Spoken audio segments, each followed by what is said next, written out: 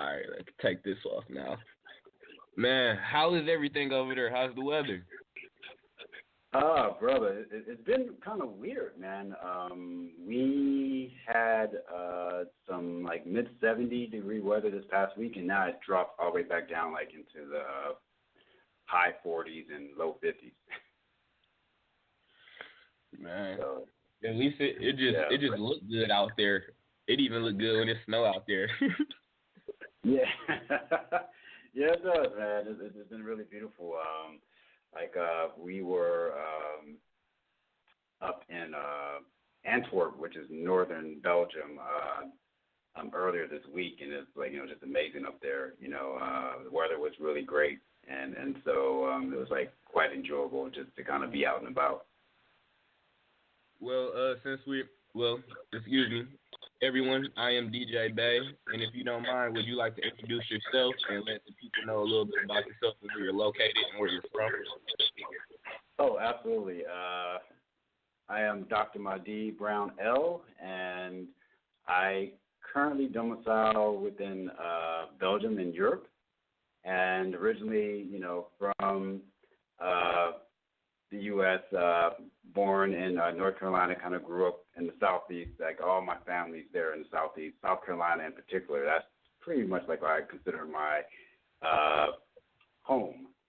And, of course, did a majority of my studies there in South Carolina. Went to the University of South Carolina for undergrad. Then went out west for medical school. I am a clinically trained naturopathic medical doctor, and I've been. So you're a real doctor. You're a real doctor. Yeah, I guess. Yeah, I'm a real doctor. Yeah, No, because people like to just throw that title on there, and they was like, I'm the doctor of anything. Like, you know how it goes. People, it's like, we like titles, so everybody don't work as hard as you have to there. Yeah, nah. It was 4 years of undergrad and 4 years of medical school and then training afterwards. And so yeah, I've put in the work. Yeah, and so medically trained, professionally trained, clinically trained in naturopathic medicine. And for those who don't understand that, naturopathic medicine is one of the major four medical professions in the U.S. We have the allopathic, which most people are familiar with, your MD. You have your osteopathic, which are your DOs, chiropractic, which are your DCs, and then there's naturopathic, which are your NDs. And so I chose the ND route because it was more in line with my own personal philosophies about how I live, being in tune and in alignment with the laws of nature. But within that profession, within the naturopathic profession, we get trained. The first 2 years of medical school are just like any medical school in the country. You're getting the basic medical sciences. What then happens going into our third and fourth year, we start learning about herbs. We start learning about acupuncture. We start learning about homeopathy, nutrition, physical manipulation. Like, we get the best of all the different modalities out there. So with the chiropractors, they know how to crack your back and adjust you. We learn how to adjust. With the MDs and the DOs, now DOs used to be more so in alignment with adjusting and doing everything, but they kind of sold their souls to the pharmaceutical industry and, in my opinion, abandoned their philosophy, which was a very powerful philosophy as well, that it's the nervous system that keeps the body healthy. And you have a healthy nervous system, you have a healthy body, and that's that philosophy. But they're now more so conventional, so they just use drugs and surgery. And so we get that as well. We learn about pharmaceutical drugs. We can prescribe. We also can do minor surgery. And in addition to that, we get the holistic side of things with homeopathy, herbs, nutrition, hydrotherapy with the use of water. So it's for me personally, it just made the most sense to go that path because it gave me the best of every particular modality as far as health is concerned. I had exposure to, and I was trained in. Well, that's awesome. It's like you, beyond your curriculums that you have to go through and some of the schooling, who are some of the individuals that you have had the pleasure of dealing with in your work as a doctor, or even your studying to become a doctor? Oh my gosh, man! Like, especially being out in the West Coast, like one of my primary mentors was Dr. B. Serious. He really educated me on a lot. Also, I studied briefly with Dr. Sabi. When I was there in Los Angeles, had the opportunity to go and spend time with him at his medical center that he had established, because he had one in Honduras, but he also had a medical center in Los Angeles. So while I was there, I had the opportunity to spend time with him and his wife there, which was a blessing. Also, had the pleasure and privilege of sitting, at the feet of elders like Dick Gregory, learning wisdom from that elder. Also, Reverend Michael Beckwith at Agape. Most people know him from The Secret, that documentary that came out, back in 2006. He was on there. So I actually worked with him and other ministers at his spiritual facility there in Los Angeles as well. And so I've had, the pleasure of working with some giants out there, man, in the industry, and even some who may not be as well known, like Dr. Robert Morris. He's a naturopath. He's a traditional naturopath. There's two types of naturopathic doctors. That's one thing I'll clarify as well. There are the traditional naturopaths who have just studied under various mentors, apprentices, and they've gone the more, I would say, authentic route in regards to their training, where it was just studying under an apprentice, basically following the same principles of nature, using nature as cure, and looking for the cause of illness. And so Dr. Morse, this elder, has been in the game for over 40 years. He's an iridologist as well, and classically trained naturopath. And my profession, we're more of the clinical naturopathic medical doctor. So as you indicated before, actually I'm a medical doctor who's gone through clinical training and 4 years of education like any other doctor experiences. So you have those two types of naturopaths out there. And so he was another person who I actually currently, follow and get some mentoring from, and, just because of the wisdom and insight that he has. And there's another naturopath and iridologist who's also based in L.A. That I actually have the pleasure and privilege of studying with, and his name is Dr. Hamilton. And brilliant brother as well. He's been in the game for like over 40 years also. So I've had some great opportunities to work with them as far as my own mentoring and training. Now, as far as professional experience, I chose not to go into clinical practice because, frankly, it bored me. And what I did is I went the education route, because when I was in medical school, my last year in particular, I did a rotation up in Northern California in Santa Rosa. And the place was called True North. And what we were doing up there we were implementing medically supervised water fast. And during this time, the patient would come in, and we would keep them on the medications that they needed to keep them alive. Anything else they were taking, we took them off all those medications. And most of the patients, we could take them off everything, but we had a few patients who required some pharmaceutical drugs because of the conditions that they had. And without it, their bodies would fail. And so all we would do is fast these individuals on water. And DJ, I can definitely tell you, brother, it was amazing to me to sit there and watch people resolve conditions that I was told, even in medical school, even though I went to a naturopathic medical school, that we could only manage, but these things cannot heal or be cured. And so I watched people resolve autoimmune conditions like ulcerative colitis, lupus, in 2 to 3 weeks. Type 2 diabetes resolved in 5 days. I've seen a gentleman regenerate his kidneys where like he was gone? able to get a kidney. Gone. Like I'm saying, gone.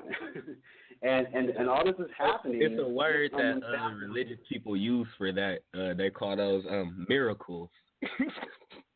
Well, the body in itself is a miracle, if you want to call it that, because I get it. It has the power to heal and regenerate itself, and that's what I realized at this facility where I was watching people heal and resolve these things. And there's this one woman who was probably like the biggest case for me. When I arrived, she was already functioning like a teenager running around, but she was 70 years old, and she had a hemorrhagic stroke where there was a artery that burst in her brain and caused the whole left side of her body to become paralyzed, where she couldn't move. And the left side of her face was drooping, which they call Bell's palsy presentation. And so she was confined to a wheelchair. She was like 200 some odd, like 40 some odd pounds, on a 5'7" frame. And when I met her, she was 71, and she was running around like a teenager. And so when I got her medical file, I didn't believe it at first. And I was working with the neurologist who was on site there, and he was explaining to me that if you give the body opportunity to heal, it can. And what I was taught in medical school that at the time that the nervous system, I knew the nervous system, like every other cell in the body, can actually replicate itself. So, like, for example, your blood cells, your red blood cells, they have a lifespan of 90 to 120 days, and then you have all new blood cells. They reproduce themselves. But the nervous system is the only tissue or the only cells in your body that are not able to reproduce themselves. And I was taught also that they can't even regenerate. So, most people, when they have a stroke, you can give them rehab and stuff, but they're confined to the chair. This neurologist, that's a bunch of nonsense. He said you actually can regenerate nerve tissue. It can't replicate, but it can regenerate. And this woman was a living proof of that, where before she was confined to a chair where she could no longer move, and now she's running around, walking on her exercise bike, and she did this by fasting, eating a completely plant-based diet, and avoiding any kind of sugar or excess salt. And within 9 months, she went from confined to a wheelchair to when I met her, only thing she had left was a slight presentation of the Bell's palsy, the paralysis of her left side of her face where she couldn't smile. And so while I was there for that month doing my rotation, we put her on a 14-day juice fast. On day 9 of that fast, that Bell palsy presentation, that paralysis went away, and she could smile and laugh again. And that was the last piece of that stroke that she had that was there, and that resolved. And all that nerve tissue was regenerated where she had full functionality as if she never had a stroke at all. And this is what I was seeing. And so what I realized was that as a doctor, and I want people to really hear this, like as a doctor, I can't cure or heal you of anything. The power that created the body heals the body. And the best thing that I can do as a physician is guide and facilitate that power, and even better, teach you how to do it for yourself. That changed the game for me, and I was like, okay, now it's time to get out here and really educate people and begin to empower them, let them know that the power of healing is in their hands. It's in no one else's hands. It never has been. And so if you're looking for healing, you're looking for the cure, it already resides within you. You've got to put yourself in a position to experience it. That is so profound. And as you were speaking the story, I'm a very visual person. Like I see things, I can create things, I manifest. Individuals can't tell how I operate in commerce. It's like if I can see it, I make it come true.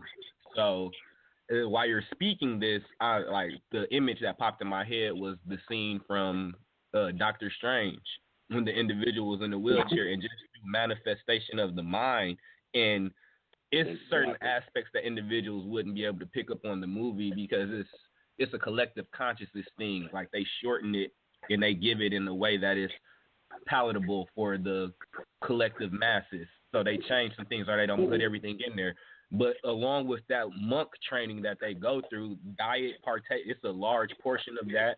So is working out and meditation.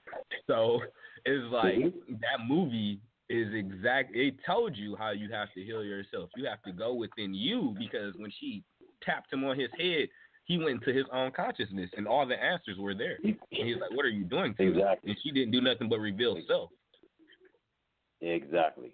And that's all it is. When you can, and what all these people were experiencing at this place called True North was have an opportunity to experience self, because they're in this very protective environment where it was very serene, very peaceful, where they didn't have to worry about their day-to-day jobs, family, stress, strife, whatever they were dealing with. They were taken away from that and brought into this place where the environment afforded healing. They were taking in nutrients that the body could use to regenerate itself, to heal and cure so-called incurable conditions. And not only did the physical body shift, but what was just as profound, that consciousness began to shift for these individuals. So when they stepped back out into the world, they could create for themselves a whole new reality because they now knew what was possible. They were able to witness it firsthand by being still, being out of the distractions, out of the things that, plague us from day to day. They could escape all that and really get back to self. And when you do that, that's where your power lies. And so, within the profession as a whole, as a naturopathy, one thing that I always liked, and I guess I've taken on that mantle, was really doctor as teacher, physician as teacher. And really, when you look at doctor, the Latin root as docere, which means teacher, educator. And in today's healthcare arena, you're not being educated by your physicians. You're being dictated to by them. And they're just telling you, take this, you got this, and that whole possibility of you taking responsibility for your health is put in the hands of another individual, and you're now subject to whatever it is that they want to give you. And we see the results of that, how people are dying and suffering, and illness continues to just go, on unaddressed, and you're constantly being told that there's no cure for this, and you're going to be stuck in this for the rest of your life. And that's not the case at all. So now, then, when we get into that, so that's kind of like out the subject matter. I'm looking over some of the things that we have up. Out of the subject matter, that goes like kind of into like being able to have an informed conversation with your physician when you choose to see one. But it's like, how do you know if these are good physicians? Or is more so like, how do we know when is the time for us to go see doctors? Or are these the doctors, our institutions that we should be dealing with because they have our best interest at heart, or do they just want to bill our insurance? If you even have insurance. Yeah, right, exactly. So this is the thing. Like when it comes to seeking out medical advice and medical assistance, one thing we have down that has been very powerful as far as us as human beings on this planet is emergency medicine, acute situations. So, for example, if I am driving and God forbid I get in an accident, and I got a broken leg, broken arms, punctured lung, something like that, where we shine in medicine is in emergency medicine, stabilizing and saving lives when there's an acute situation in play. Don't take me to the herbalist when I'm laying out in the street. I need to go to the surgeon. Do you follow what I mean by that? And so, I get you. Go to the right doctor for the right situation. Exactly. Now, where we fail in the conventional model of what we have in medicine today is chronic conditions. Most medically trained physicians, your MDs, DOs, even some NDs out there as well within my profession, many of them do not know how to deal with chronic conditions. And in most situations, they're just treating symptoms, like putting Band-Aids on it. Like the 6 principles of naturopathy, I'll just share those with you. There's the fundamental principles of the profession. The first is, really looking at the healing power of nature. Trust in the body's inherent wisdom to heal itself. As I said, the power that created the body heals the body. And so that's the foundation of everything. You understand as a naturopathic doctor that it's not you doing anything. It's the body. You're just helping the body do what it's designed to do. The second one is identify and treat the cause. You look beyond the symptoms and look at the underlying cause. A lot of times, for most people, it can be the mindset, the consciousness, habits, habitual ways of behaving, thinking. etc. Also nutrition, or the lack thereof, where they're not eating appropriately, and they don't understand that food is your first medicine. There are side effects from food, just like you have side effects from pharmaceutical drugs. There are side effects from food. Either they're going to afford you more life, or they're going to be taking more life energy away from you. And so understanding the cost is number 2. Number 3, and this is across the board for all the professions, but most times is not followed, is to do no harm. First, do no harm. And that means that if I as a doctor don't know or don't really understand what's going on with you, it is my responsibility and my ethical and moral and spiritual responsibility to refer you to someone who can help you if I'm not able to. That's another area that many doctors fail in. They may not know, and they'll still tell you some nonsense and give you medications and drugs that don't serve you and cause greater harm than good. The fourth one, as I told you all earlier, is the doctor's teacher. And for me, when you're going into a physician's office, it needs to be an informed conversation. Both parties, you work together for your good as the individual, the so-called patient. So if that doctor doesn't have the capacity to educate you or even the willingness to educate you, then you need to go look elsewhere. And unfortunately, in the system as it's designed right now, especially with insurance involved the way it is, most doctors are not even afforded the time to sit down with you and take an adequate intake, do an adequate history on you to come up with a more accurate assessment of what's going on. They got 15 minutes with you. All right, doc, I got a pain in my head or my abdomen. We're going to do a quick little physical exam, maybe run an x-ray, do some blood work, and then here, take these drugs. I got to see the next person. And that's the model that we currently have. And so to really educate and empower, that's in my opinion, that's one of the doctor's primary roles, to really empower you. The fifth principle within naturopathic medicine is treat the whole person. I have a scenario / question, because this is actually happened with a client, and we know that the medical field is commercial. And for those of you who don't pay attention to things, like during 9/11, I was super young, but even back then I was living on base. My parents are military. I knew what that was for. It was to actually increase the medical field, because it was actually over there getting opium, and it was like poppy seed to create medicine, because the medical industry is a cash cow for the U.S. But me knowing this as well, it's a client, a sister. She actually had an issue here in Michigan, like on one of the hospitals on the east side in Detroit. They actually kicked her out of the hospital because a celebrity came in. She actually she was very ill at the time, and she was a fall risk. Ended up getting put out because a celebrity came in. And ended up having to go to therapy. Failed once she got out. Ended up having to go to therapy and everything. And now on the commercial side, I'm telling her to sue them. But as far as I know, like doctors, don't they have a Hippocratic oath in order to take care of people? And then it's just, that seemed like, it just seemed completely wrong contractually and commercially, and as far as like morally as a doctor. Yeah, and it goes back to what I was saying first, about that moral, ethical duty to first do no harm. That's been thrown out the window because it is a commercialized business. Like for example, one of a good friend of mine, his sister developed breast cancer, and so instantly they're like, okay, we gotta take off both of your breasts, a double mastectomy. That's what that's called. You're gonna take both of your breasts. Then we're going to give chemotherapy, radiation, and then you may have a chance. And this is coming from like one of the leading hospitals out there in LA at the time, Cedars-Sinai. And so they're like, this is what has to happen. And they didn't want her to get a second opinion or nothing. But she did go and look at other means, and she went out to another medical facility, Cancer Treatment Centers of America, and just sitting there talking with the doctors for 3 days. No medication was given.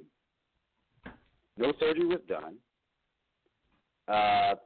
Just talking with her for those 3 days, they charged her insurance $200,000. God damn. Excuse me. Yeah, for 3 days of just conversation. Man, she should have knew me. I would have got that off her. I would have helped her write that off. Well, So, credit third-party agencies don't like individuals like us because you just stated it. They have to like give care, like emergency care to individuals. So if they give the care, they're going to bill you afterwards, one way or another. And then people don't know how to handle those bills. We know how to handle medical bills. Yeah, seriously, and that's the system. And so this whole fact of like having that moral and ethical responsibility, like I'm not gonna say that all medical doctors out there are out to hurt people, because you got a lot of folks who are in the industry who really want to make a difference, but the system is set up for them to fail. And so if you're not playing ball with the pharmaceutical industry, you're not playing ball with the insurance industry, then you don't have a place in the medical system as they have it designed. So a lot of doctors actually are now leaving the HMO and PPO insurance game, and they're just going to a cash-based system for their patients and their clients that they're seeing. And so this is what, a lot of doctors have done because of just they want to help people. They have an earnest desire to help and uphold the oath that that they made when they took that oath to go out there and service humanity and deliver health to the best of their ability. So this is what a lot of doctors are now starting to see, that the system is corrupt, and it's all about the bottom line as far as how much profit can the industry make. And so when you have people coming in for just 3 days of conversation and some testing, they're being charged $200,000 for that, and they haven't had any treatments done yet, it tells you the game that we're in. And then you're hit with all those bills, and people are put into extraordinary amounts of debt. There's one man, I'll never forget, I was at you remember when Obama first was elected and they were doing those town hall meetings about changing health care? Mm-hmm. Okay, so they had a town hall meeting there in Arizona while I was attending medical school. I was in my third year of medical school at the time. And they had this symposium there, town hall meeting, like over 400 people from all over Arizona came there, and the people from D.C. were there taking testimony, and they're going to gather all this information, and they're going to look at what will eventually become the Affordable Care Act, Obamacare. And so this one man got up, and he broke down at the mic as he was giving testimony about how he couldn't pay for his daughter's medical bills, and he had to put a second mortgage on the home to try to cover it, and he still couldn't cover it. And then how the hospital basically sent his daughter home with her condition, and like you're on your own because you don't have any good insurance for us to continue treating her. And he's like, this is not right. And so my question to that audience that evening, when I stood up, I said, okay, I'm not here to give any testimony as far as something bad that's happened to me or someone else I know. I just have a question for you all. I was like, what if Obama lied to get in office, he's not going to do anything? Or what if he's sincere, but when he gets there, they fight on all the red tape, the bureaucracy, the hypocrisy that takes place in Washington, nothing gets done. I was like, what are you going to do as a people if the government fails you again? And the whole place, God went into uproar. And I told him, I said, look, every change that's ever happened in this country has never happened with the government or corporations. They always play catch-up. I said, anything that you want to really get done and make happen, you got to do for yourself as individuals, as a collective, as a people. I said, if you continue to look to these industries and these agencies for your care, you won't have any. And that's the biggest challenge that I see that most people are facing. Like this whole thing right now, like I've been observing just the whole issue of them trying to repeal Obamacare and come up with some whole other new so-called health care plan for people. And all these people are getting up in uproar, and there's all this debate and politics over this, and people are like, oh, we need this and this and this, and Trump is doing this. All that's distraction. The bottom line is this. Your body is just that, your body. No one else is responsible for it except you. And that's one of the things I had to learn from myself. I had to realize that my health My body is mine.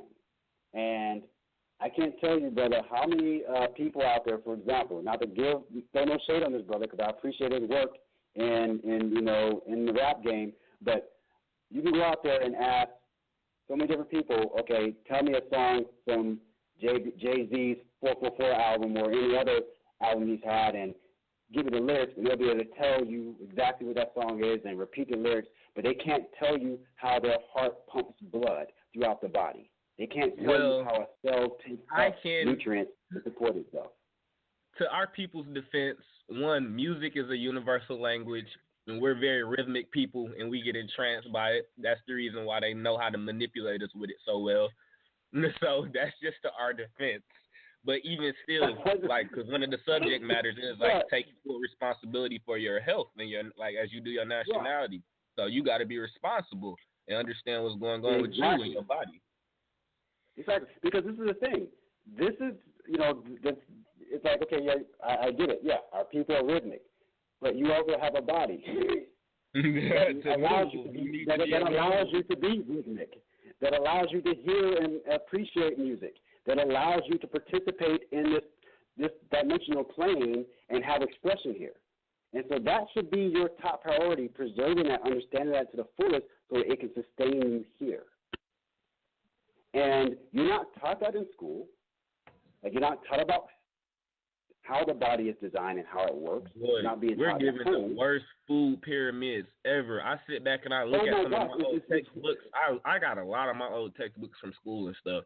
Man, this is some of the worst stuff ever, talking about you got to eat this. I used to look at them charts and like, yo, how can I eat all this in one day? I was like, they like, you got to have all this in one day. I was like, this is a lot of food, man. Want me to have yogurt, eggs, meat, bread, milk, cheese, all this in one day? I'm like, oh. Yeah. I used to really be puzzled, like, how am I going to figure this out? Like, I'm going to be fat. That's what I used to think. Yeah, exactly. And look at the majority of the population in the U.S. We have a serious obesity and overweight issue.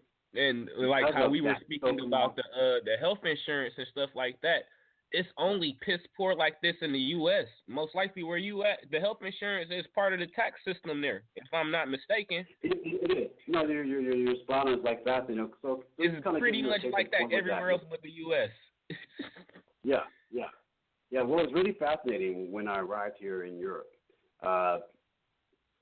So I went in just to, do the basic checkup, get the blood work, et cetera, done, and just kind of get an overall review of where I am so I can know what I can need to do, nutritionally, and just take care of myself, continue to take care of myself.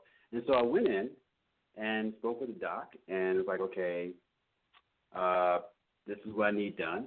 And so they ran the test, everything came back, and what was interesting is that I'm a foreign national.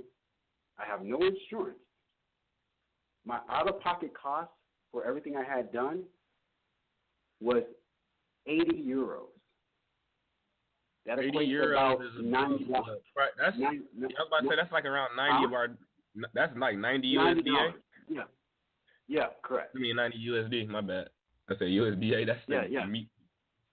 Yeah, that's the meat industry. Yeah, so 90 USD. Yeah, and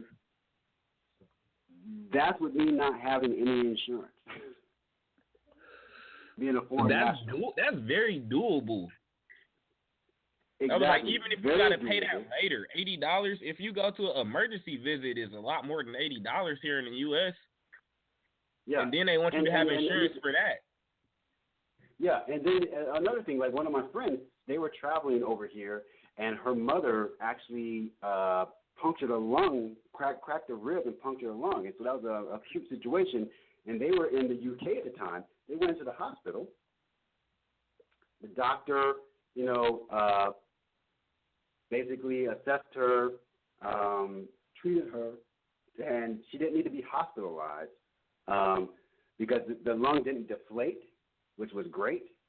And so they didn't have to hospitalize her, but they were able to stabilize the rib and, ensure, kind of gave her some medication and, deal with the inflammation and also ensure that her lung capacity was, normal and stabilized. And when my friend's dad went to pull out the credit card, like, okay, you're thinking like, man, it's gonna probably be like $6,000-$7,000. The nurse said, okay, thank you very much, and have a good day. And they're like, well, we gotta pay. They said, no, we didn't have to hospitalize her, so there's nothing to pay. Whew.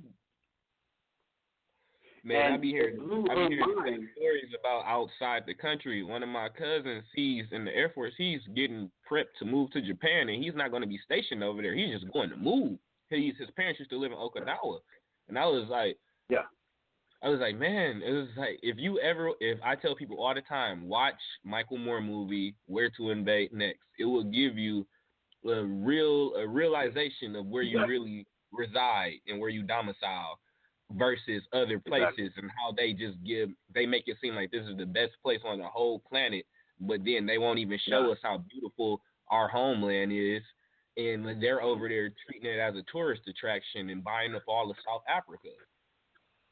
Exactly. And we're the ones who funding it, paying all this high stuff. It's like it's commerce. You have to understand commerce. You have to understand the foundation. That's why that's the reason why I'm really glad that you are the one who told me that I should get the classes and things in order. And those are going to be a lot of the topics that I'm going to get down into in the PowerPoints, like understanding the true system and how to look at it as an American national or more versus what you are taught in school, like as far as U.S. history from a U.S. citizen standpoint. Exactly. Because what was very interesting living here in Europe now, this commerce system is here, like the same way that U.S. citizens are being oppressed and exploited to carry out the agendas of those who are in power. The same thing happens here in Europe. They have the all caps here. The straw man. Mm-hmm.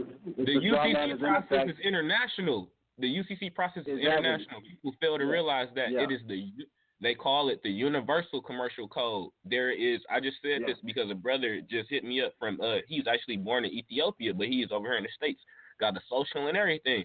I was like, oh, you can do the process? I told him. I was like, they do the fraud worldwide, bro.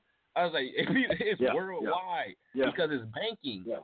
It's like the banking system is what controls it, and it's all goes back to commerce. Yeah, exactly. So you're looking at the IMF, the World Bank, the Bank of International Settlements, these kinds of things, and all those things are based right here in Europe. And so, so when you start understanding, that when it comes to your health, just as your nationality, when you start taking full responsibilities for things and studying, how this body's designed, studying your history, getting with brothers like you, so they can get the foundation, get the understanding that they need.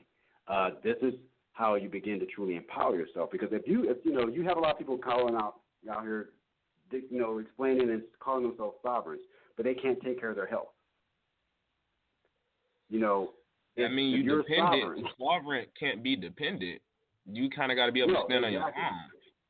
Exactly. And so that requires you to know thyself, to educate thyself, to become self-educated, to really learn what is required to operate this amazing body temple. And it kind of takes me into what one of the subject matters I wanted to cover this evening was about knowing your body and its purpose.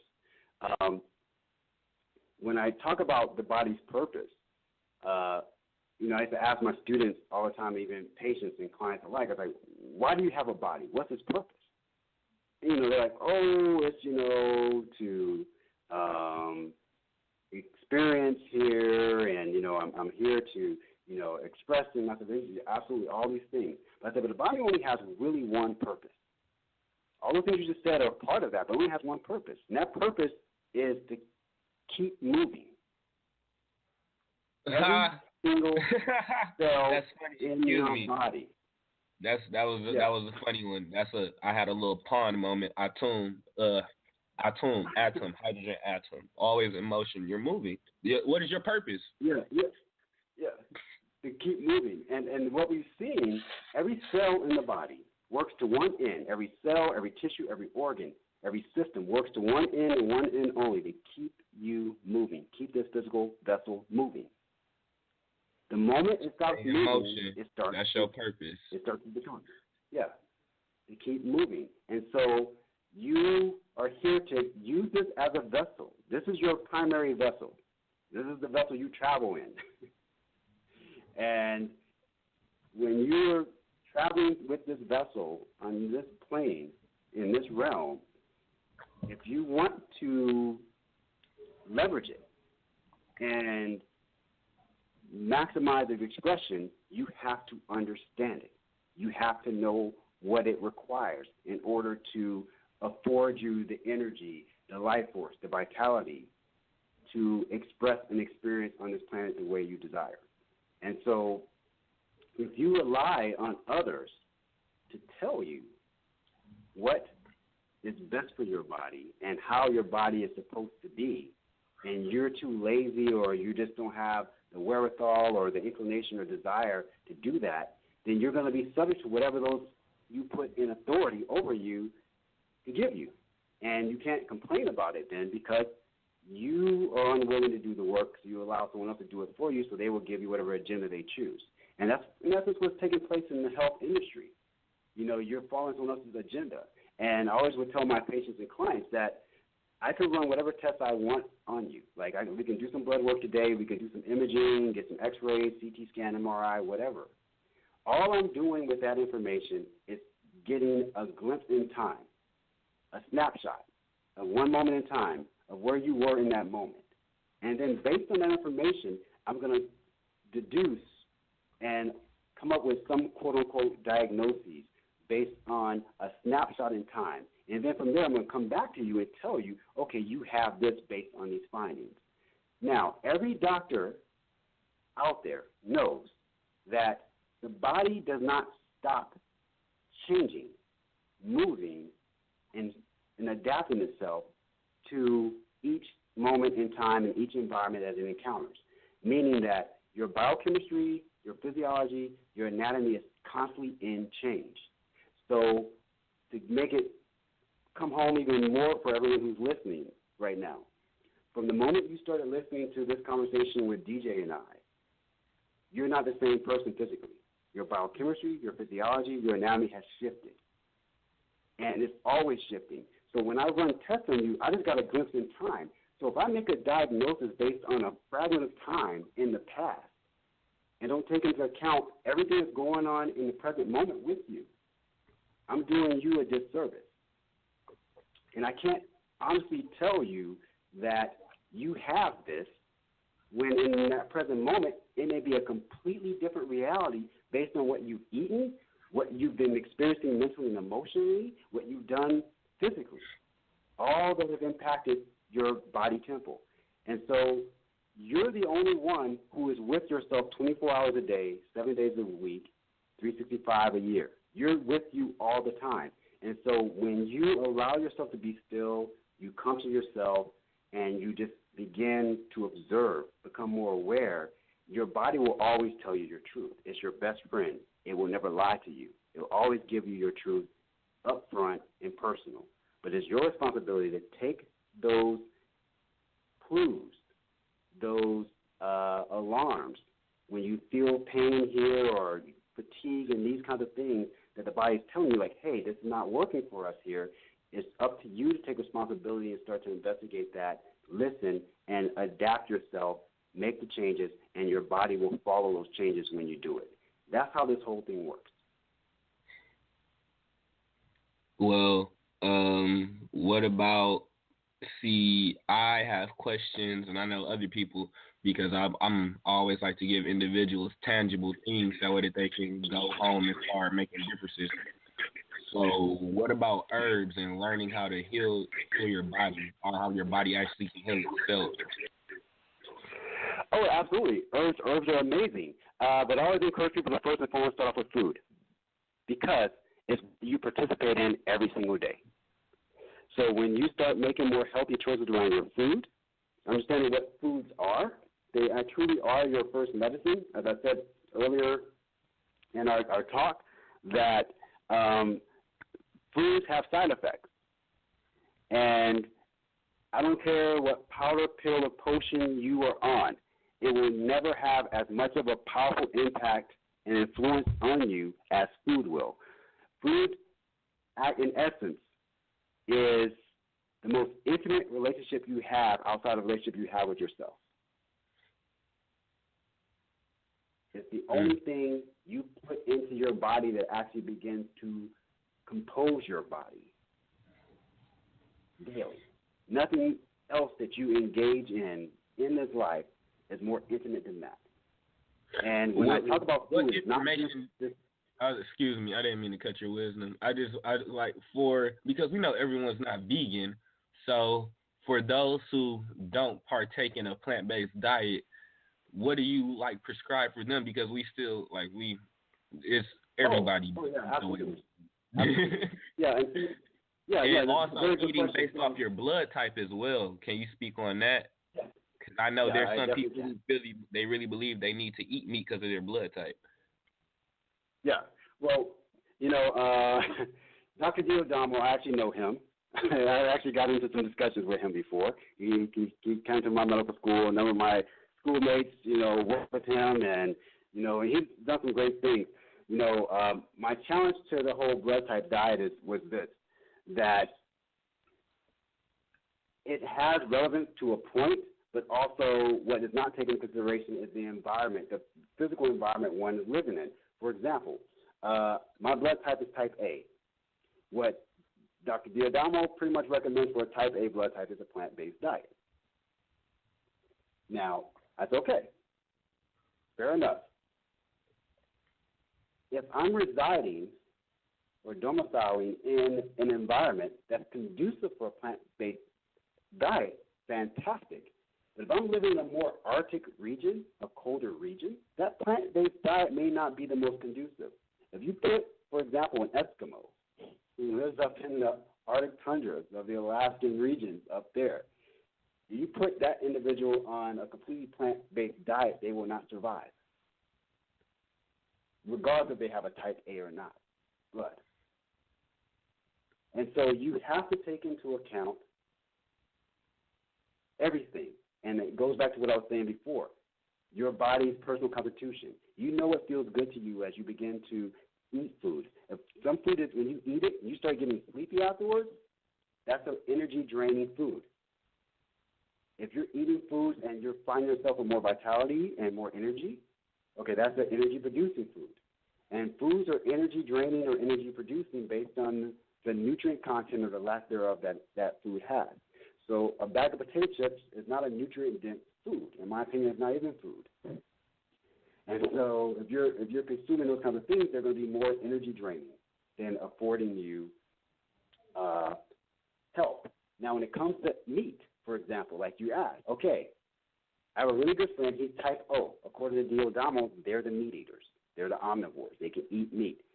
He's been a vegan and at times even raw for over the past 25 years.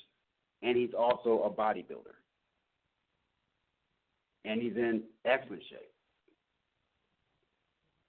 Your body adapts to the environment in which it finds. And so if you are a blood type A, like myself, yeah, you can do very well on a plant-based diet. But like me also, I've had to, over the years, really refine my diet plant-based, and at times I will still consume fish because my body requires more oils constitutionally.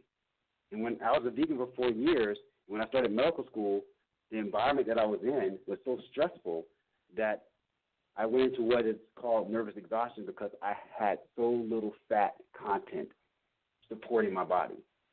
And so as soon as I reintroduced fish back into it and even some more healthy sources of animal-based protein, my health and vitality went through the roof again.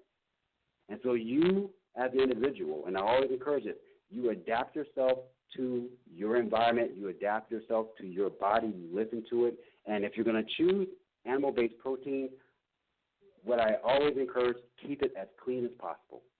What I mean by that, free-range, organic, grass-fed, get it clean. And find the most humane. If I can't kill it myself, I'm not eating it. Excuse me, exactly. I gotta see it die, and I clean it myself. Exactly. Yeah, seriously. Yeah, and if you have the capacity to do that, great. But there are some organizations out there who humanely kill, and actually know how to process this animal-based protein, and they, honor the animal and all this stuff that they do with it, and the process of, creating the meat from it. Get with those organizations. Get with those companies who actually do that. But it's your responsibility. But if you're going up in these grocery stores and you're getting meat from confined animal feeding operations, CAFOs, as we call them, where the animals are under stress, they're in these confined little areas where they're eating their own feces, they're being given antibiotics, they're being given hormones and steroids, all these things, and now that animal's under all that stress. It's creating a lot of acid in it, which is arachidonic acid, which is an inflammatory fatty acid that's created when you are under stress and there's a threat to the body, and these animals are under a great threat the whole time they're alive. And then you're also eating that cortisol, adrenaline, epinephrine, all that stress hormones, all the stress hormones that are bombarding those tissues because of the conditions in which that animal lived. And then you put that into your body, you take on those energies, you take on those chemicals. And so eating clean animal-based protein, I say go for it, because your body constitution and your life is just that, yours. And so you do what's going to work for you. Your body will tell you if this serves you or not. And one of my challenges also to Dr. Diodamo, was that he's like, well, yeah, all these people get better when I put them on. I said, yeah, because most of the people in the U.S. eat like crap. The standard American diet, SAD, S-A-D. And so with that, if you're eating McDonald's and all this fast food every day, and we start saying, hey, start eating leafy greens, eat some whole grains and eat some fruits as well, and these other vegetables that are yellow and orange and red, and you're also eating healthy sources of meat, most people are going to start feeling amazing and doing better and losing weight because they're eating whole foods. So that's my whole thing on the whole blood type diet. I have a number of colleagues who use it, and it works very well, especially for today's population.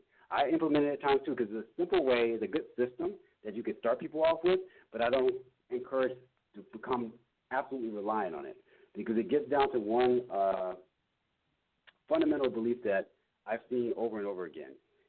When you force ideology upon physiology, guess who wins that fight every single time? The body. The body, exactly, your physiology. And so I've seen people like, oh, I'm a vegan, and they're the most unhealthy, emaciated people out there on the planet. Yeah, seen some of them too. Constitutionally, that wasn't for them. And most people who become vegans don't know how to become healthy vegans because they don't know how to combine foods correctly. They don't understand the dynamics and science of food, plant-based food, and so they're just eating this here or this thing there and thinking they're getting the appropriate nutrient content that the body requires, and they're not, and so they end up very unhealthy. And I got personal testimony on that. When I was 19, I called myself a vegetarian. And I took pride in me being a vegetarian. But my description of vegetarian was eating ramen noodles, eating spaghetti with marinara sauce, and in the morning having cereal with lactate milk. Yeah, where is the vegetables at? Yeah, the vegetables, no fruits, no live foods mentioned. And at age 19, I got a real bad sinus infection. Went into, because I still dependent on my dad, so I went to Moncrief, Fort Jackson, the hospital, went into the emergency room, like, hey, I got this real bad sinus infection, got this sinus pain, I need some medication for it. And so they ran my vitals, and they checked my blood pressure, and my blood pressure was 245 over 130. Which is considered malignant hypertension. And they're like, okay, what the hell is going on with this kid? So they ran it again. It was still that high. And so they rushed me in the back. Next thing I know, I got an IV in my arm. I'm on some stretcher, and they're like, okay, what's going on with you? Why is your blood pressure so high? And then the doctor comes in. He's like around ramen 6'3". Yeah, exactly, right? His brother comes in. He's the physician. He's about 6'3", about 300 pounds. He's like, son, we need to talk to you about your diet. And I look at him and I'm like, man, are you kidding me? I was like, dude, look at me. I pulled up my shirt, showed him my abs. I said, look at this 8-pack, man. I said, I run every day. And I said, matter of fact, I'm a vegetarian. I said, look at you. You're overweight. How are you going to tell me about diet? And so I had this attitude about it, but I was sick. And so when they sent me to a cardiologist. And they're like, and he's like, here, you're going to take this medication, this blood pressure medication. You're going to be on it for the rest of your life. Oh, he said, because your family, you have a family history. Because on my dad's side, all of them had high blood pressure. My dad, my grandfather, grandmother, all of his siblings. And he said it's just hereditary. It's idiopathic hypertension. And he used a fancy word again, as I was talking to you all earlier. Idiopathic means I don't know what caused it. Basically, I'm an idiot and I don't know, so we say idiopathic. So they basically sat there and told me I had to be on this medication for the rest of my life, and I said, that's unacceptable. I said, if it's hereditary, I said, there's 6 of us as kids. My mom and dad have 6 kids. I'm number 4. I have 2 older sisters, an older brother, and 2 younger sisters. If it's hereditary, why am I the only one who has it? And I said, if it's genetic, why didn't I come out the womb from birth with high blood pressure? And he couldn't answer me. And I said, I have to figure this out. I said, because you don't know what you're talking about, but you're telling me that I have to be on this medication. I refuse to accept that. So it took me 9 years to figure it out. It wasn't until I moved to Los Angeles, and I was studying Chinese medicine at the time before I started medical school, naturopathic medical school, and I met my first naturopathic medical doctor. And I told him what was going on, and just in me telling him my story, he asked me what I was eating. He said, I can tell you your problem right now. He said, you're magnesium deficient. And I was like, what? He said, you don't eat any green vegetables. He said, chlorophyll is rich with magnesium, and magnesium is needed to support smooth muscle and relax smooth muscle. And guess what is a smooth muscle? Your heart and all of your arteries. And because you lack that mineral, your heart is working too hard, and the stress that you're dealing with in daily life is too much for you to deal with, and so your blood pressure is high. He said, this is what we're going to do. We're going to put you on a couple of supplements, which he did, some magnesium supplements and some stuff to support my heart, some herbs, and he said, we're going to change your diet. In 2 months, I went from being on ATUM, which was the medicine I was on, 16 milligrams a day for 9 years, to no medicine at all, and I haven't been on it ever since.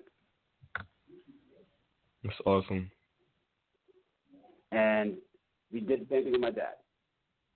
Got him off Phil's med and, changed up his diet. And it's all based on just knowledge, understanding the food that you're putting into your body. And so if you're going to eat meat, eat healthy sources of it. Eat as much plant-based as you can. Typically, the rule we always like to say is 80-20. 80% plant-based, 20% animal-based protein. And you will be amazed at just those shifts and changes alone, what will happen with your body. Yeah, I know my immediate shift was like 4 years ago. We made the change because my mistress, she has lupus. So when it was mainly, I became plant-based because of her. I didn't feel I actually had a need to, because like how you, like I'm young, I'm fit, I do sports and stuff. It was like, and I didn't necessarily eat bad. I didn't eat fast food and stuff. Like my family, we were probably allowed to eat fast food like probably once or twice a month coming up, and they always cooked at home. So I'm used to home cooked food, and my mistress say I'm spoiled because of that, because she like cooks for me a lot now. But it's all plant based. And I remember when I was first making the transition, when I was leaving the meat. Oh man, I remember the last time I ate meat, man. It was a piece of baked chicken, and I just bit into it. I had just got done reading the book on the Ankh, and it was talking about how chicken how it's yellow, and it's actually a reptile, and actually how it shortens our lifespan because it disrupts our melanin.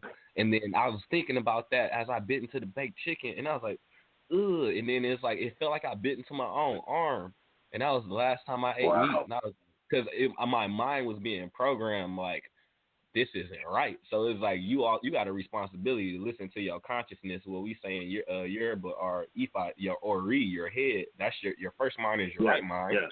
So Exactly. it's like people keep on ignoring that. Your body is gonna start kicking your ass. Oh yeah, and that's the whole thing. Getting back to, as you discussed earlier when you were saying, man, about getting back to self, and listening to that intuitive voice within, to guide you and to help facilitate, change in your life. And most of us allow ourselves to be way too distracted by things that really don't concern us. We have no power to change. They're really none of our business, and not really getting to the business that truly matters, the business of our own lives, in particular our health. And so when you start focusing your thoughts and your intentions on shifting, your health and changing it for the better and eating right and eating more foods that are alive, your body has no choice but to respond. It's law. Like one of the things that I always remember from Dr. Sebi, he would always say about, your food is electrical, eating electrically charged food. And, food that is alive. And I thought about that, when he talked to me about that. And he was like, he said, we've gotten away from honoring our fathers and our mothers. And I was like, what do you mean? He said, well, traditionally, our people, we ate, of the earth, the herbs and the fruits and the berries of the earth, the field, that was our meat. And he said, we've taken on customs and we've taken on traditions that are not our own. And he said, when you do that, your body and its genetic design will begin to fail you because it's not accustomed to these things. And I was like, fascinating. So I took that wisdom that he imparted, and when I started medical school and I started studying the body and started looking at how it's designed, a lot of the science out there right now, as far as lab results and tests, are actually based on a white male, a middle-aged white male. Those are the lab results they're based on. And so if you don't fall into that description, a lot of the labs that you are receiving don't really fully equate to you. Now, of course, there will be physicians out there arguing, no, it's all the same. No, it's not. Like, there are a lot of similarities, but it's not all the same. And so you really have to get down to ethno-nutrition, individualized medicine, and take you as an individual. And what works for one doesn't work for the other. And that's like the principles of naturopathy. There's no cookie-cutter approach, and that's what I loved about that profession. And my profession was that there wasn't a cookie-cutter approach, one size fit all. We take each person as an individual, and there's an individual assessment. And based on your body, treating the whole person, what's going on in your life and your lifestyle, all that's taken into consideration when we start putting together a plan of action to help you get the results you desire. And so you have to take in someone's ethnic background, their history, and their story and how they show up in the world, their beliefs, and all that's a part of that equation, and really meeting that person where they are and helping them get where they desire to go. And so when it comes to food, what's really fascinating is that, in real simple terms, life begets life. If you put life in your body, you get more life out. So the more living foods you consume, foods that are full of nutrients and live enzymes that you can put into the body to support it, your body will respond. It will begin to heal, and you can begin to support those systems that eliminate toxins. So there's like the primary 4 elimination pathways that we look at. We want to make sure that are healthy. One of the first elimination pathways is the lungs, your breath. CO2 being expired, O2 being inspired. So you're inhaling oxygen and you're exhaling carbon dioxide. And so breathing properly is a way to eliminate waste. Breathing from the abdomen, expanding the belly, impregnating the belly with breath, allowing that diaphragm to contract, get in as much oxygen as you can, and then exhaling those toxins out. So that's one elimination pathway.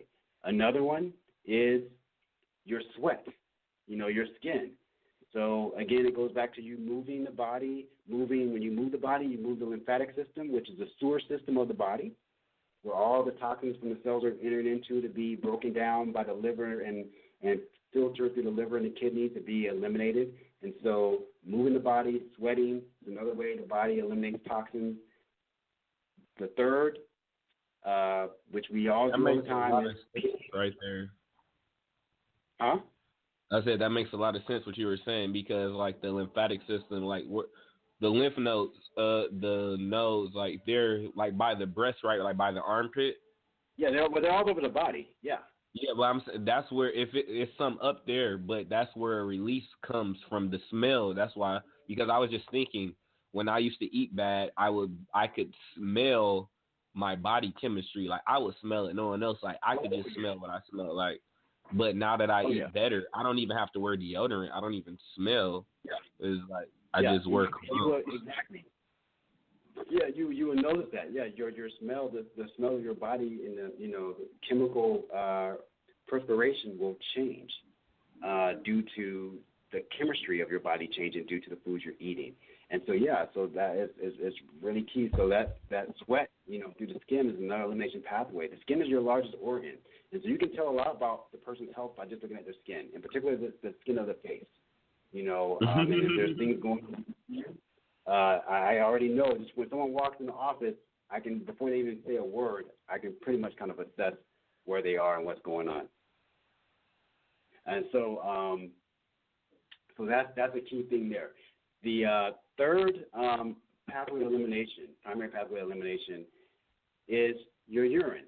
Peeing every day, urinate every day. That's how the body do filtration. The kidneys filtering, and really filtering. They filter the lymphatics.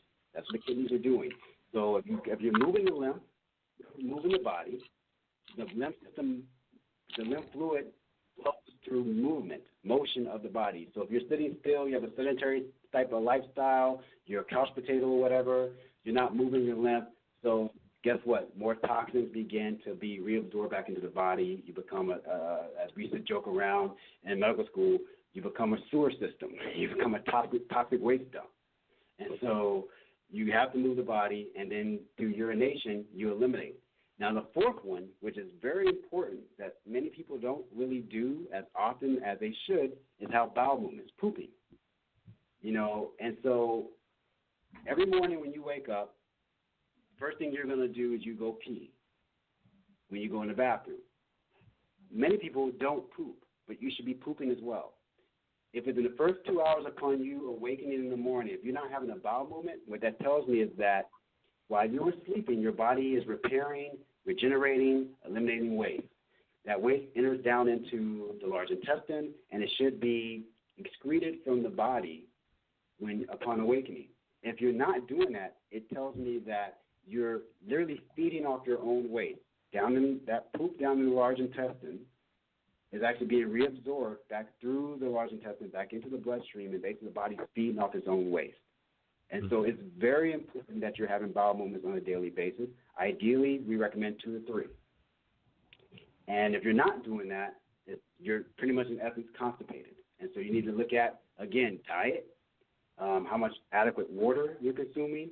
These are things that will help begin to move the bowels. Getting more fiber into your body will help move the bowels. So those are things that are important. So those are 4 major elimination pathways that if you have those working well, and you're putting proper foods into your body, and you're putting nutrient-dense foods in your body, you have some purpose you're pursuing in your life, you're consciously, you're at a high level in vibration and frequency, you're not stressed out, you have love in your life, you have passion in your life, you have happiness and joy and fulfillment in your life, the body will respond, and you'll be amazed at how healthy it becomes and how the vitality of it will just shine through. But it takes, simple things, but it takes just the practice of those things on a daily basis that will give you the changes that you want. Well, yeah, and just remaining positive, it takes a large portion. It's a large portion of your health, because the way I have individuals who I know around me, when they're down, it reflects in their skin. So, Yeah. and it's like I have to tell them like what everything is mental. What you put into it is what's going to come out, and like your body knows when you're not feeling well, and then it'll start implementing that in your skin. So you even exactly like then if it's your brain, you control it. So it's one of the best terms I've ever heard, and I really didn't get it until I became an adult. And it was like fake it till you make it. If you tell your brain to do it, and then you keep telling it, you can believe it, and then it'll fix it itself. Yeah, and that's it's called the cerebral mechanism system of the brain. It pretty much is like an autopilot that is always self-correcting, but it has to have a destination, it has to have a focus.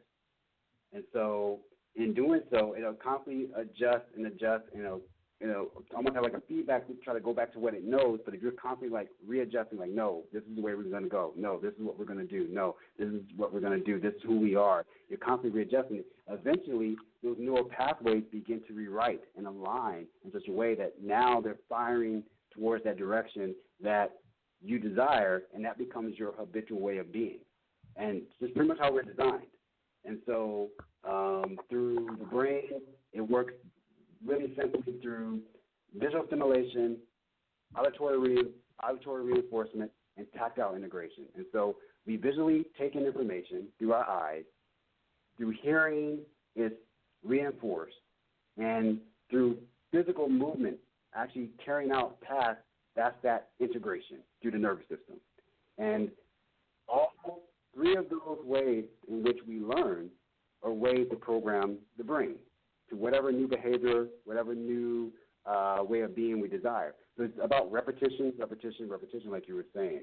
And so that's the biggest thing, the biggest hang up for all of us. And it's a challenge I even face at times for myself when I'm looking to improve and take on a new habit that I haven't formed yet. It is challenging. And it's like learning to walk for a toddler. You know, you're going to fall down. But the thing is, you got to get back up and keep going, and eventually you start picking up, strengthening your legs, becoming more focused, stabilizing your balance, and then you're walking. Next thing you know, you're running. And that's the process with anything, but it takes perseverance, dedication, courage, and faith. Faith that the outcome is already there for you, knowing that they're seeing it in your mind's eye, feeling it as if it's so. These are the things that, you know, get into what you're talking about, that whole mental game that has to take place, you know, really changing the perception of how you view yourself. And, folks, all that's tied into health. That is health. It's not just what the physical body is expressing, but it's you as the whole person, whole being here on this planet. So when I talk about health and I talk about a healthy person, I look at you in your entirety, how you show up in life. And now as I've connected with you, brother, and you opened up a whole new science to me about nationality and, you know, being a secure party creditor and, you know, and just commerce and all these things that, you know, were a foreign reality for me. I had no real awareness of. It's like now, again, learning to walk. And it's been amazing. And so it's just getting into the habit of this being my world now and seeing things through a new eye, seeing this world as it actually is from a point of commerce, from the point of contract law. All of it is contract. And understanding these things and how that ties into even what I do as a physician, what I do as, you know, a man on this planet, as a moral on this planet, how I express, how I conduct commerce, how I live my life. Now I take all that in as part of health for me. Where's my health state in regards to commerce?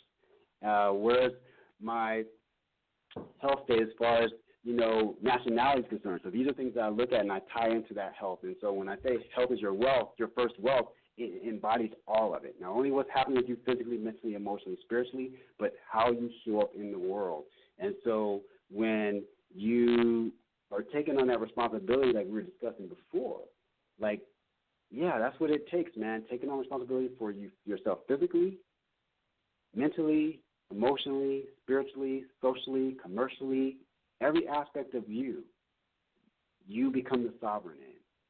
You own outright and live your life from that place. And that, I feel, is the goal of all of us here as human beings. We're here And our first responsibility to humanity and to God, or however you define that divine in your life, is to make the most of yourself. And in doing so, you can give that to this world. Share that expression of the divine through you on this planet. But it takes you standing up and taking full responsibility. And when we look at, just the history of our people and what we were doing on this planet, when you utter the word noble, and you call yourself a noble, you call yourself a Moor, what does that mean? What does it mean to be noble, of noble birth? What code of ethics by which do you live your life? How are you taking care of this body temple? These are things that you want to look at. So are you truly living a noble life? And really just do that assessment of yourself. Really check in with who you are, how you're showing up. Do that inventory. And it's through that process that you can heal yourself physically and, in essence, heal your whole life. Well, I only have one other thing to say, but I know you have classes and everything that you are getting set up and all, and your website will be up as well. Because I want the people, of course, this won't be the last time you'll be on, and then they're going. He's actually a chief, so he's just outside of the Americas right now. So that's one of the only reasons. So we have to coordinate on time frames and all of that. But my closing statement was that you are completely right. It is contractual, and you have made a contract with this temple. That is how your spirit is allowed to reside in there. Do not violate or breach the contract by violating the temple. You remember, because you are the one who has to be accountable. And just because, what's the point of me doing so well in commerce and I'm not able to, reap the benefits because I'm sick, or I can't, all this money, I can't travel because my heart won't allow me to get on planes. You know what I'm saying? Exactly. It's so it's just take care of yourself. Exactly. And especially if you're going to be doing all this commercial activity and you want to make all this money, that way you can at least be around to enjoy it. Because the way we setting up, we're making enough wealth for 3 generations down, plus some. So you want to be around to see your family, and then you want to be able to see your business that you establish continue to grow. So don't cut yourself out by wanting to cheat and have a burger every now and then. That's all I'm really saying. Yeah. Yeah, exactly. And the thing is all about moderation. When you get started in this, it can become overwhelming. It can become, just overly consuming, and you're like, man, just ready to throw in the towel. So it's step by step, small step by small step, piece by piece, and it starts to accumulate and build on itself. And so you don't have to change the whole game in one night, because you didn't get in the condition that you're in one night, in one day. And so it's really just being very patient, very loving with yourself, creating a wonderful support group around yourself, and being able to really allow yourself to unfold into the beautiful divine being that you are. And, one thing that was revealed to me at a very young point in my life was that in the history of this universe and history of this life, there will never be another me, ever. No one will ever look at this world the way I do, look at it through my eyes. And so with that, it makes me very unique, very special, eternal in that fact. And so as a unique expression of the divine, as a unique expression of life, it is of the utmost importance that I honor me to the fullest and make the most of myself to the fullest, because this is it. I will never look at this world through the eyes in which I do. Whether you believe in you coming back or whatever your story is, in this present moment, no one has ever seen the world or will ever after you look at the world through your eyes the way you do. And so you're very precious, you're very unique, and I really feel that warrants your attention. It begs for your attention, and it begs for you to take up and honor the contract that you made when you came here. And so I think, brother, it's like really just getting down to that, and and it's a simple truth, not easy to achieve by no means, but it is a simple truth. Well, I did. I thought that was my closing statement, but then you had said something. Then I just want to give a couple tips, some of the things that helped me to make my transition. My mistress, she actually got me hip to meatless Mondays. So every week on Monday, we would not consume meat. And then we also started doing wheatless Wednesdays, so no wheat. Actually, Wednesdays was harder for me than Mondays because you don't realize how much stuff has wheat in it until you start reading everything that you're consuming. But those two things right there, and then also, like how he said, having a support system. She's my support system because she, if it wasn't for her, like I would be struggling with the food stuff for real. Because I don't cook like that. Oh my gosh, yes. Yeah, but I only eat towards the half part of the. I don't eat until after 12. So, and then I don't eat late at night either. I just probably get something to drink, get a piece of fruit. Other than that, so I don't eat much. But when I do eat, I eat. Yeah. But the support system, and it helps when you have individuals around you, because if you are in a home where individuals are eating meat, sometimes they will ridicule you for your diet. They won't understand why you're making the transitions that you're doing. I went through it, but now, years later, people see after they've had doctors tell them that they need to be doing what I'm doing without a doctor telling me. So it's just sometimes it just benefits you to just listen to your consciousness, the one you made the contract with, instead of others. Absolutely. And you hit it on the head. Even with myself, it was a very similar story. When I started making these changes, I'm from, like I said, home in South Carolina, man. So we down deep in the South, and it's cornbread chitlin style there. You know what I'm saying? So my father grew up on a hog farm, and they basically ate everything on that pig from the rooter to the tutor. That's how we used to say it. And so that was the tradition. And here comes this kid walking up in here talking about, plant-based this and, raw this, and they're like, no, you eat like a rabbit, you need to take this piece of fried chicken and some chitlins or some pork chops, and, you need to get in here and eat some real food. And that was the joke. But one by one, my father's siblings were dropping off: strokes, heart attacks, kidney failure. It's just a game happening. All these people just dying off on both sides of my family. And I'm having cousins come up to me like, are you aging? Like, you look the same.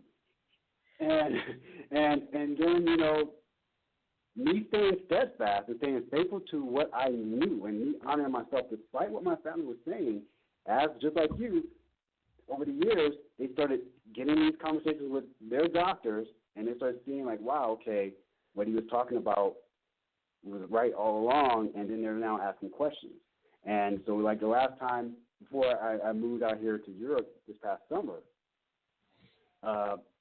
I was at a family gathering, my sister's wedding, and some of my cousins I hadn't seen in like 10, 15 years. And so we see each other because I was all on the West Coast, so they see me the first time, and they're like, many of them I'm older than. And they're like, oh, my gosh, like I don't have the gray in my hair that they have. My face is not all wrinkled up or it looks stressed, and, my skin is not dull. Yeah, you look pretty young, bro. You look pretty young. You like you're around my age. Yeah, bro, I just turned 43, man. I know. So it's like, yeah, and then they're like tripping, like, my gosh, like, wow, okay, like your skin and what, like, can we have a private talk? I just want to sit down and talk with you about some things. All right, cool. Let's set something up. This is what was going on, and then I just kind of went back to the basics. I don't just teach this stuff. This is my life. What I share with people is basically what I do in my life, and that's what I would say. Kind of going back to having those informed conversations with a physician. When you're picking a doctor, If this individual doesn't look healthy, walk out the door, please.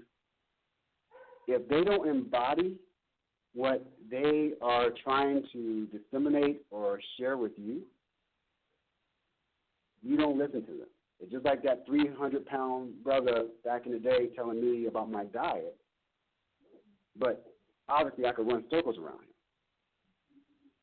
And so for myself, I made a commitment to me that if I'm going to teach it, it's something I live. Otherwise, I can't talk about it because it's just theory. Sure.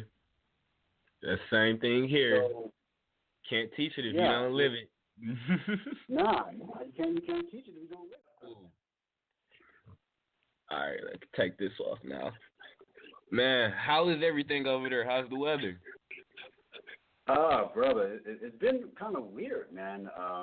We had some like mid-70 degree weather